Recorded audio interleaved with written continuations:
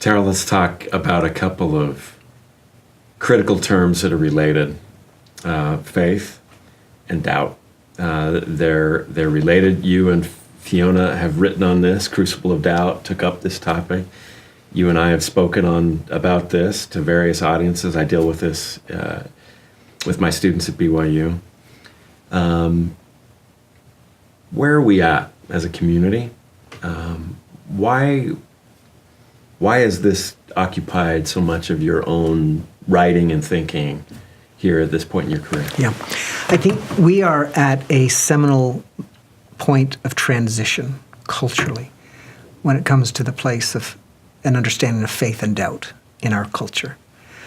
And I think it's an important, painful, but critical transition that we're passing through right now.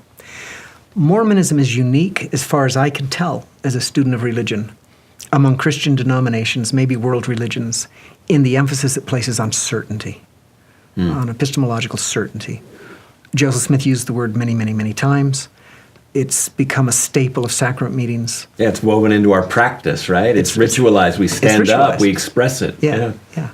To such an extent that people who don't feel they can express certainty are marginalized, feel alienated.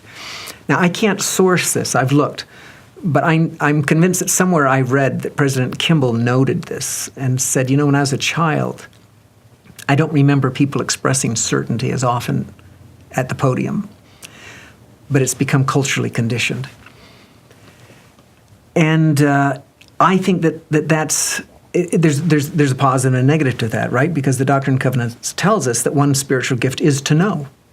And so I want to honor that spiritual gift. I want to acknowledge some people have that spiritual certainty. To some it is given. To know. To some, yeah. And some there is critical. That's right.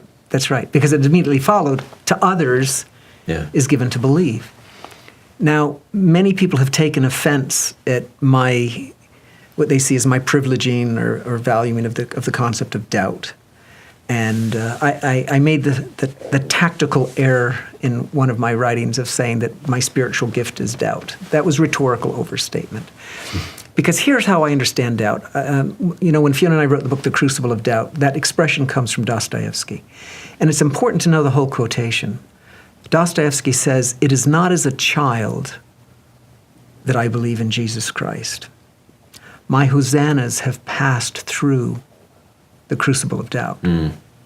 So there's two things he's saying there. One is that he doesn't have the faith of a child.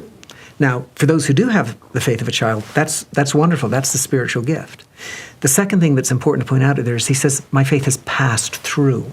There's a progressive kind of sense there. So he's not saying, and I would never say, that doubt is a condition that we should strive for. That it's a condition devoutly to be desired. It's not an end point. Yeah. That's not where we're headed. I love the way Hugh B. Brown talked about doubt. He said doubt is the apprenticeship on the way to discipleship. So there are some people who have quoted other brethren who have talked about doubt as something that can't coexist with fear. Well, clearly in some sense it can, right? With faith. Excuse me, with faith. Yeah, thank you. Absolutely. Clearly it can, because we have the example in Mark, right, of the father who says, "I believe, help thou mine unbelief." We've got faith and doubt coexisting. And so I think what is happening is there's gradually dawning on most Mormon leaders and laity a recognition that most of us will experience doubt. Now, if it makes you more comfortable to call that uncertainty, I'm fine with that. We can call it uncertainty, perplexity, but that can be a catalyst to genuine discipleship and good things.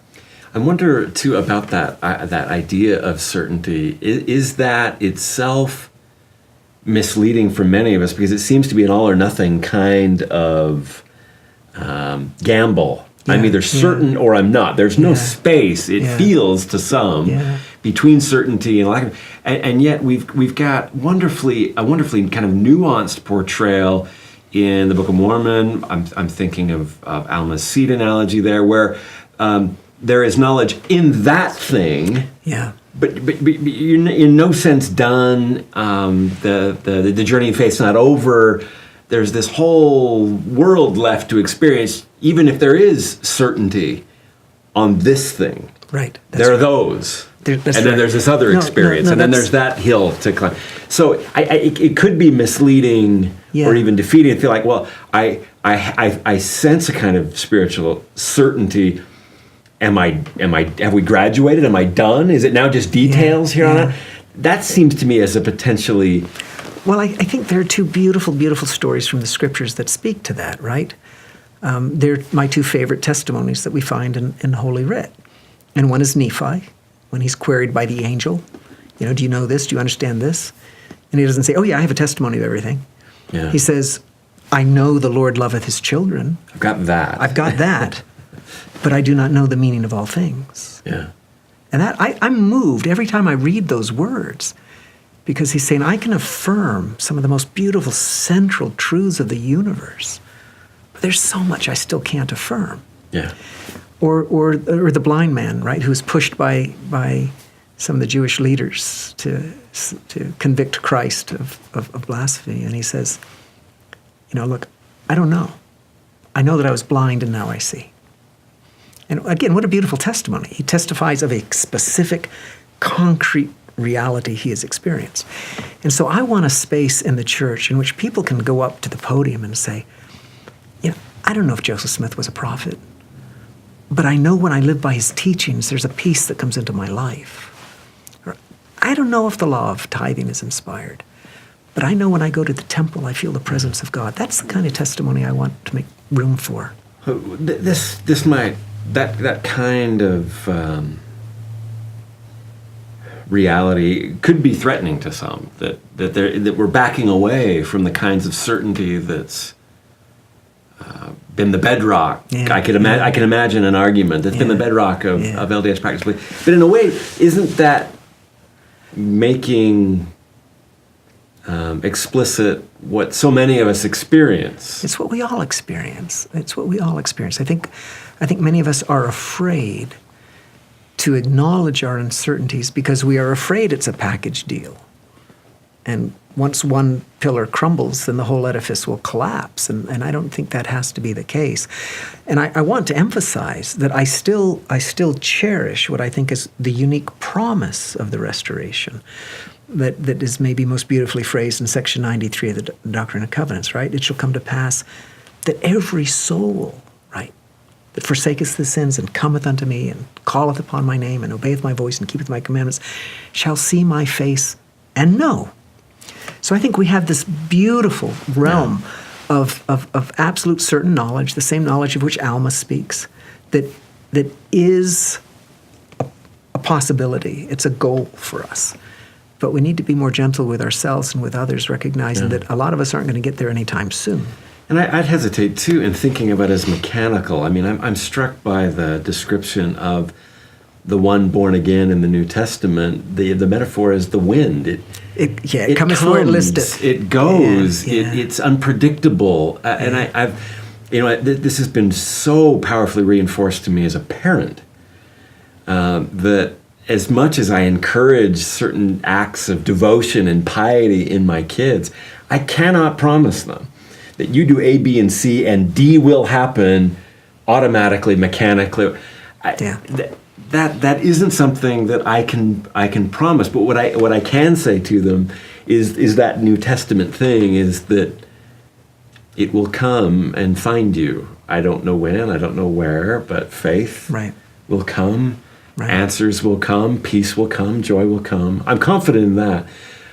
But I've grown increasingly less confident that I can make it seem mechanistic or that it's a kind of easily predictable path. And I think what you're calling for, if I'm hearing you right, is a kind of comfort with the seeker. Yeah. That I don't have it all down. I don't understand all this. Some of this I may be concerned about it. This piece I struggle with. But you're welcome here if you're seeking. That's what I'm hearing. Yeah, exactly. And let me push this point even further, because this is an example of what I meant earlier when I said crisis is opportunity. Yeah. There is a sense in which I would like for Latter-day Saints to feel not only that there is a place for them, that they can find a kind of consolation in their uncertainty, but there is a particular kind of blessedness that comes to the uncertain that I have at least felt in my own life. And that is that in the absence of certainty, I take a risk and I choose to live a life of faith. And I believe that that's a beautiful gift. I know that when my wife puts her faith in me and says, okay, I'll marry you, I'll trust. That had an effect on you. It had an effect on me, right? That changes the world. That's a gift. The vulnerability. Yeah, that changes the world. It changes the world. Yeah. And I can't help but believe that God values that gift. When somebody comes to him and says, I put this on the altar, I put he says he does. my life on the altar, I don't know these things. Whereas if I did know for a certainty, where's the value of the gift? Right? It's just an economic transaction. And I think he says he. I mean, that brings us back full circle now to Doctrine and Covenants, section 46, where the value placed on those who know is no more than the value placed on those who continue faithful. Right. In that hope. Yeah. And that's powerful. That's beautiful. Yeah.